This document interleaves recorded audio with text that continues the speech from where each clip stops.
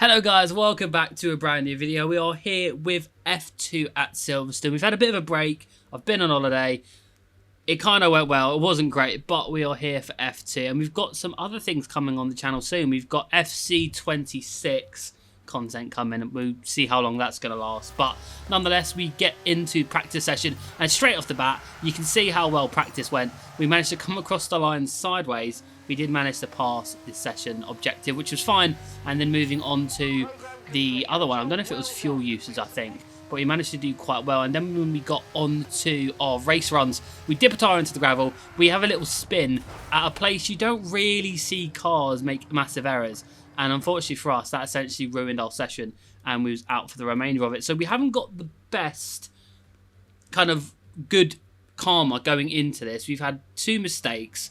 So hopefully that's the full extent of what we're going to be put through this weekend.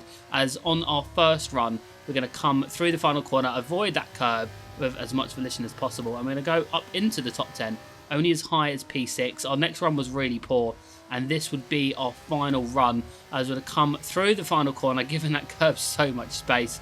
It's going to put us into provisional pole.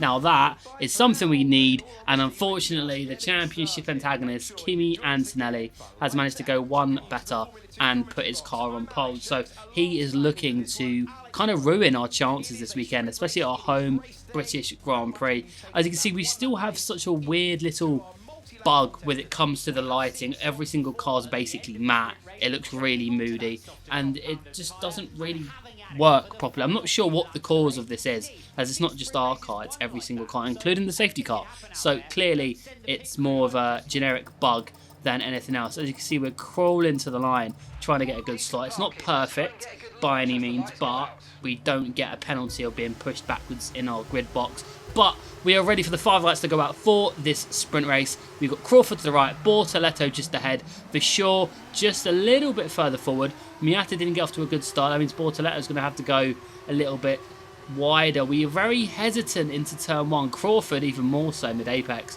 So we might fancy a run at Crawford coming into the next sequence of corners. Pretty much single file. We've got Miata and Vishore going side by side up ahead. But we managed to, on the next lap, maybe make a little bit of a lunge potentially at Crawford, seeing opportunities. We've got Antonelli up our inside at probably one of the worst places you could have a car up your inside. We managed to get nice and wide, and we see that challenge off, but it was a little bit vulnerable looking at where we could pass Crawford, and Antonelli took an opportunity up the inside, just like we are coming into the final sequence of corners. We're going to go up his inside, turn to the outside, and we managed to get a relatively easy move.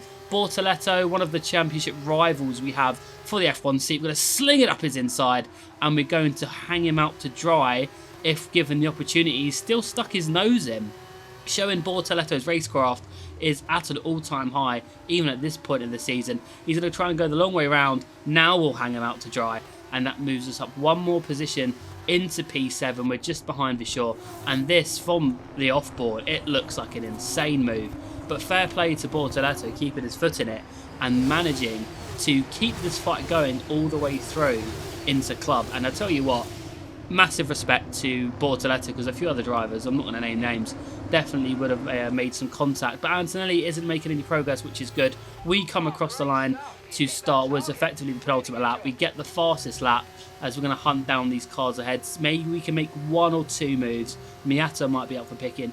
For sure, looking very slow through this right-hander. So we're going to dive up the inside of Vishore. We're going to make a little bit of contact, nothing too crazy, and we're going to now chase after Miata. We're going to get on the curb, and Vishore's on our inside, and we have been punted in the wall by Richard Vishore.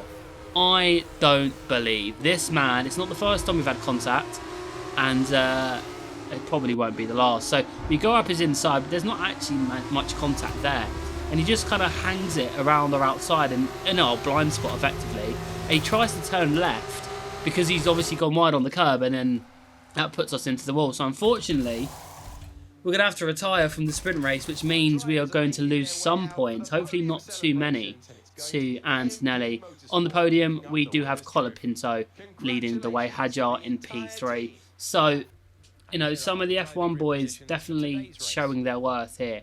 at Silverstone. But the main race, the big race, is the feature. We're starting P2 just behind Antonelli, who went over 2 tenths clear, which is just unnecessary. If you ask my professional opinion, at the very least, Crawford in third, Bortoleto fourth, Verschoor, the man who took us out, P5, and then Victor Martins, who's been nowhere this season. It's kind of begs the question of what's going on there. Behrman in 12th, our teammate in P13, also been nowhere this season. Zach O'Sullivan in the ART in P18, and on the final row of the grid, Dennis Hauger and Rafael Villagomez, the man we had battles with in the first round of the season. I think it might have been the sprint race in Bahrain. We had a battle with Villagomez, and now to see him at the back of the grid kind of shows how far we've come and how far back he's fallen. But as we see, the safety car is looking nice and shiny, which tells us that the textures are fixed. I literally did nothing in between sessions, so that's quite a fun one. But our high tech on P2, as we get basically a replay of the shot they just played. But nonetheless, we get closer to our perfect grid slot. Not quite perfect, but everybody is on the hard compound tyre. So we're going to be going quite long, as will everybody.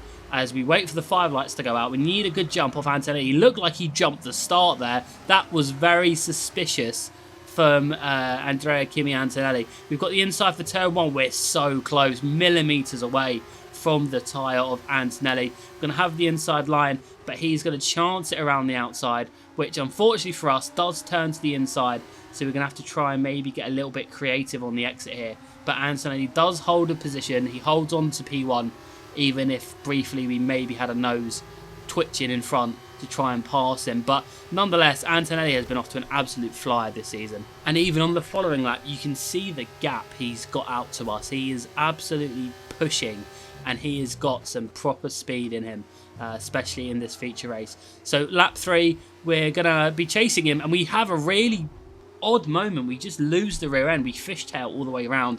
We're going to lose 3 positions. We're going to try and go around the outside of Hajar as we try and gather our thoughts. Kind of what Verschoor could have done, but unfortunately, no, we're quite lucky. We don't have DRS, sadly, just due to the fact of being out of it with Antonelli. So Hajar is going to hold the inside line. We're going to go really wide, really deep, and then Bortoleto just steams through, not really giving us much of a challenge. We go wide to try and get a good exit, and unfortunately, it amounts to absolutely nothing. So Martins didn't come through, which I suppose is a good thing, but we have lost so many positions just because of that weird little fishtail moment. But luckily, the good karma's back with us. Bortoleto has an engine malfunction right ahead of us on the exact same lap in which he passed us. So Isaac Hajar is the next car up. He's going a little bit slow. He's a little bit stuck behind Crawford and Verschoor. So we're going to dive up his inside, almost exactly what we did to Verschoor in the sprint race. We have a little bit of a twitch, but Hajar's backed out because he's a sensible human being, unlike a certain Dutchman that we know. We're in his wheel tracks exactly down the back straight. He's going to go to the left hand side. We're going to have a nice juicy inroad to the inside of the corner, and there's going to be no love lost between us two. And he looks like he's lost it in the rear view mirror. He ended up fishtailing around, and there's a yellow flag just behind us. So Verschoor's spun as we've gone past him, and that's a red flag. Now that is pretty spicy. Let's see from Verschoor's on board and what happens. So we go up his inside, nowhere near him, and he just loses it. Really weird oversteering moment from Verschoor, that, but he ran out of talent, which is not our problem. We're in P3, everyone's on soft compound tyres. We're going to get off to a good start. We're going to go side by side with Crawford already. Antonelli's had a tremendous start, so we're going to have to go the long way round Crawford as we get back in our pursuit of hunting down Kimi Antonelli. Once again, we've been here before earlier in this race until we had a bit of a sketchy moment in the sequence of corners we're currently going through, but luckily none to that effect this lap on the restart, as we try with the few laps we have remaining trying to get past Kim in. You can see purple sector 1, he's got the fastest lap at the moment, but we do have some pace in our pocket. He definitely preferred the hard compound tyres, and we're going to get an opportunity to maybe go down his inside, the same place we dispatched Bortoleto in the sprint race, and unfortunately he's just clean driven around the outside and gotten so far ahead we can't even mount a challenge. into clubs. So Antonelli's really going for it, just like we are. Down his inside. It's going to be very deep from us. We barely stay on the circuit. We managed to stay on the curb. We maybe have a look up his inside, but unfortunately Antonelli is driving the wheels off of that Prema, and he manages to stay ahead of us. But we're going to get another chance into the same corner we just went side by side through, and he once again is going to hold the outside line, and he's going to keep that position as we're going to have to try and see if there's anything happening into clubs. Sadly there's not, so we're going to have to wait and see if we can mount the challenge on the final lap, as we have a big moment coming into the final corner. We fishtail, and unfortunately that mistake is going to compound our issues, and we're not going to get a chance to even have an attempt at Kimi Antonelli. And sadly, although it's a P2, a P1 was possible for sure. That mistake really hurt us in the opening part of the race. And then once again, the mistake at the end really did cost us that golden opportunity to pass Kimi Antonelli. Hadjar gets driver of the day. We're P2, Antonelli P1. It's looking good for Antonelli. I mean, we lose at least 7 more points to him this round, in this race alone. So it's not been the best weekend. As you can see, up to 32 points. And in the Constructors, we are 42 points off of Prema. So there's a lot to do in the final few rounds of the championship. If you enjoyed the video, guys, make sure to slap a like and leave a comment if you enjoyed the race. I'll see you for the next video. Till then, guys, take care. Bye-bye.